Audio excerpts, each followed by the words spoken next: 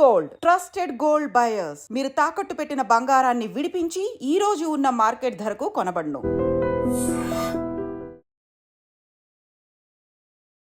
Hello guys, welcome back to iDream media. ఈరోజు మనతో ఉన్నారు certified financial planner Subhash Babu గారు. సో ఈరోజు ఎపిసోడ్లో మ్యూచువల్ ఫండ్స్ సంబంధించి ముఖ్యంగా హైబ్రిడ్ ఫండ్స్ అంటే ఏంటి, ఈ డెట్ ఫండ్స్ అంటే ఏంటి, అలాగే వీటి మధ్య డిఫరెన్స్ ఏంటి, ఇవన్నీ కూడా క్లియర్గా తెలుసుకుందాం. So let's go into the episode. Hi sir. Hi అండి.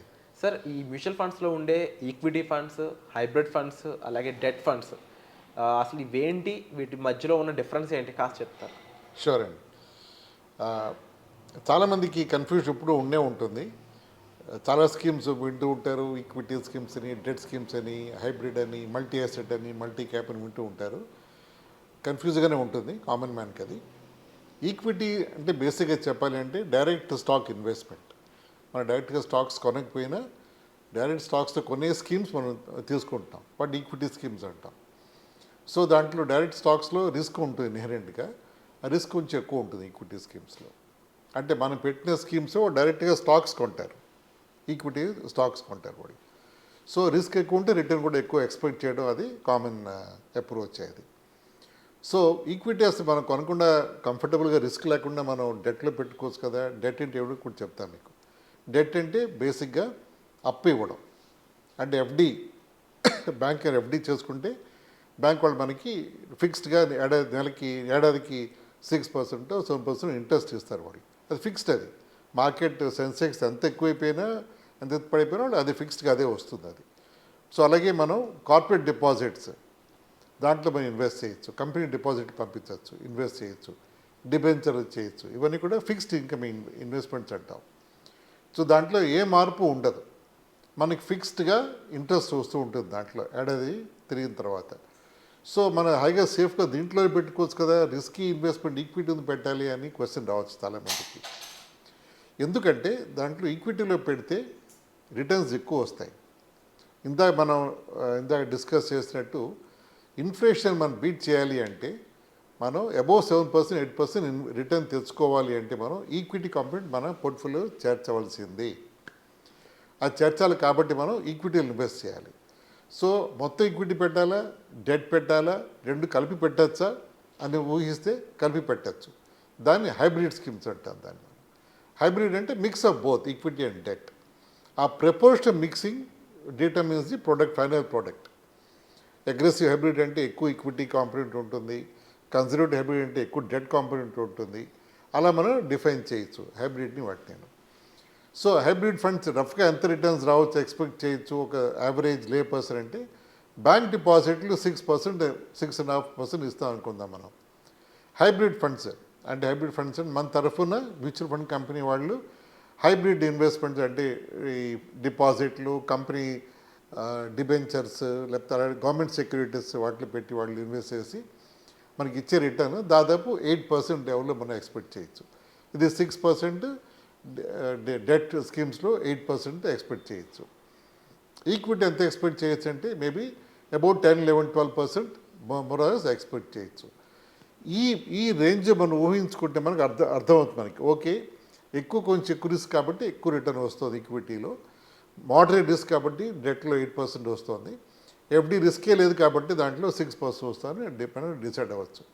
ఓకే, ఇప్పుడు మనకి ఎంత కావాలి అని ఊహించుకుంటే ఇందాక మనం గోల్ బేస్డ్ ఏమైనా ప్లాన్ చేసుకుంటే అబ్బాయో అమ్మాయో మనం పిల్లలు ఉన్నారు, వాళ్ళ చదువుకి మనం ఇన్వెస్ట్ చేయాలి, పెంచుకోవాలి అంటే ఇప్పుడు మనం నెలకి ఇంత పెట్టగలను, ఈ గోల్ 10 ఏళ్ళు 15 ఏళ్ళతో ఇంత డబ్బు కావాలి నాకు. సో ఈ డబ్బు ఇంత పెరగాలి అంటే ఎంత రిటర్న్ తెచ్చుకోవాలి అని చెప్పే క్యాలిక్యులేటర్స్ మా దగ్గర ఉంటాయి, మా డిస్ట్రిబ్యూటర్ అడ్వైజర్ దగ్గర. ఆ రిటర్న్ కానీ సపోజింగ్ 6% 7% అయిపోతే మనం కంఫర్టబుల్గా డెట్లో పెట్టేసుకోవచ్చు రిస్క్ లేకుండా. కానీ అలా ఉండదు, బై అండ్ లార్జ్ లైఫ్లో అలా ఉండదు. అన్నీ కూడా 12%, 30%, 40% మనం రిటర్న్ రావాల్సిన ఇన్వెస్ట్మెంట్సే మనం పెట్టవలసి వస్తుంది కొంచెం రిస్క్ తీసుకుని. సో అలా వచ్చినప్పుడు మనం నెసెసరీగా ఈక్విటీ పెట్టవలసి వస్తుంది. అప్పుడు ఈక్విటీ కొంచెం పెట్టుకుని కొంచెం డెట్ పెట్టి కొంచెం మనం దీన్ని బట్టి పెట్టుకోవచ్చు అది. సో అందుకని ఈక్విటీ ఇన్వెస్ట్మెంట్ ఎప్పుడు అవసరం ఉంటుంది అది. So that's how we advise people. ఇంకోటి ఎంత ఈక్విటీ పెట్టాలి, ఎంత డెట్లో పెట్టాలి, ఎంత హైబ్రిడ్లో పెట్టాలి ఆలోచిస్తే అసెట్ ఎలొకేషన్ అంటుంది అన్న. ఒక వ్యక్తి ఏజ్ బట్టి మనం థంబ్ రూల్ ప్రకారం చిన్నవాళ్ళు ఎక్కువ రిస్క్ తీసుకోగలరు, ఎందుకంటే ఎక్కువ టైం వాళ్ళ ఏజ్ వాళ్ళ వైపు ఉంది కాబట్టి.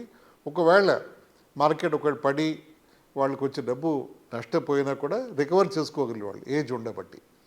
సో చిన్నవాళ్ళకి కొంచెం ఈక్విటీ ఎక్స్పోజర్ ఎక్కువ ఇవ్వచ్చు మనం. So 100 minus age can be the equity exposure. ఒక 30 ఏళ్ల వ్యక్తి 100 మైనస్ 30-70% వరకు ఈక్విటీ పెట్టుకోవచ్చు, థంబ్ రూల్ ఇది.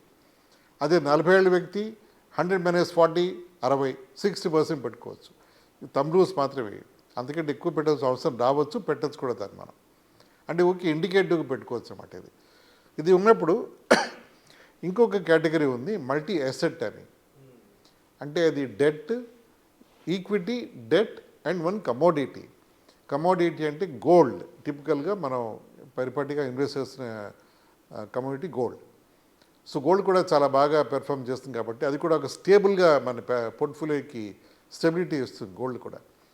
సో డెట్ గోల్డ్ కలిసి స్టెబిలిటీ ఇస్తాయి, ఈక్విటీ మనకి రిటర్న్ ఇస్తుంది. కాబట్టి మనం ఒక బ్యాలెన్స్డ్ బోట్లో వెళ్తున్న ఫీలింగ్ మనకు వస్తుంది ఈ మల్టీ అసెట్ ఫండ్స్లో. ఈ మధ్యకాలంలో ఈ వాలటిలిటీ ఎక్కువ ఉండబట్టి మల్టీ అసెట్ స్కీమ్స్ చాలా పాపులర్గా ఉన్నాయి ప్రజల మైండ్స్లో. అది కూడా చాలామందికి ఇస్తూ ఉంటాం మేము. అలాగే రిటైర్మెంట్ ఫండ్స్లో కూడా మేము మల్టీ అసెట్ ఫండ్స్, లేకపోతే balance advantage funds and hybrid funds మనం వాడటం జరుగుతుంది. ఎందుకంటే 60 ఏళ్ల వ్యక్తికి ఫుల్ ఈక్విటీ ఫండ్లో పెట్టడం అది కరెక్ట్ కాదు, ఎందుకంటే ఈక్విటీ వాలటిలిటీ ఉంటుంది కాబట్టి మార్కెట్ పడినప్పుడు వాళ్ళ కార్పొరేట్స్ తగ్గిపోవడం అది కొంచెం ఇబ్బంది క్రియేట్ చేస్తుంది. కాబట్టి దానికి స్టెబిలిటీ ఇవ్వాలి. హైబ్రిడ్ ఫండ్స్ చెప్తాం వాళ్ళు మనం, దాంట్లో డెట్ కాంపోనెంట్ కలిపి మనం సజెస్ట్ చేస్తాం. ఇప్పటికీ కన్ఫ్యూజ్గానే ఉంటుంది చెప్పినా కూడా చాలామందికి. Good to meet advisor and get clarity about what is required what. But by and large ఇది కాన్సెప్ట్ అండి. దీన్ని వండర్ఫుల్ సార్. బట్ మా కోసం ఇది ఎక్స్ప్లెయిన్ చేసినందుకు థ్యాంక్ యూ సో మచ్. మీకు మరింత క్లియర్ ఎక్స్ప్లెనేషన్ డైరెక్ట్గా కావాలనుకున్నట్టయితే మీరు సార్ని డైరెక్ట్గా సంప్రదించవచ్చండి. సో ముఖ్యంగా ఇలాంటి ఫండ్స్లో ఇన్వెస్ట్ చేసి నేను ఒక ఐఫోన్ కొనుక్కోవాలనుకున్నట్లయితే, అది 1 yearలో కొనుక్కోవాలనుకున్నట్లయితే ఎంత ఇన్వెస్ట్ చేయాలంటే? ఓకే, దీనికి అజంప్షన్ పెట్టుకుందాం మనం. ఐఫోన్ ₹1,00,000 అనుకుందాం ప్రస్తుతం. మీకు ఎగ్జిస్టింగ్ ఫోన్ మనం ఎక్స్చేంజ్ చేసుకుని ₹30,000 వస్తాం అనుకుందాం మనం. అంటే ఒక ₹70,000 మనం ప్రిపేర్డ్గా ఉండాలి. 1 year తర్వాత ప్రిపేర్డ్గా ఉండాలి. అండ్ దాదాపు ఒక ₹4,500 ఎస్ఐపి చేసుకుంటూ వెళ్తే ఎవ్రీ మంత్ మనం ఒక మంచి ఈక్విటీ స్కీమ్లో పెట్టుకుంటే ఏడాది తర్వాత ₹70,000 మనం జనరేట్ చేసి మంచి అవకాశం ఉంది. మీ పాత ఫోన్ జాగ్రత్తగా పెట్టుకుని కండిషన్ పెట్టుకుని దాన్ని ₹30,000 తెచ్చుకుని మంచి ఐఫోన్ తెచ్చుకోవచ్చు నా ఉద్దేశం అండి. అది సో ఎవరైనా ఐఫోన్ కొనుక్కోవాలని ఇలా స్ట్రాటజీతో కొనుక్కోండి తప్ప అప్పులు చేసుకోవద్దు. Correct. And thank you so much for that advice sir. Thank you.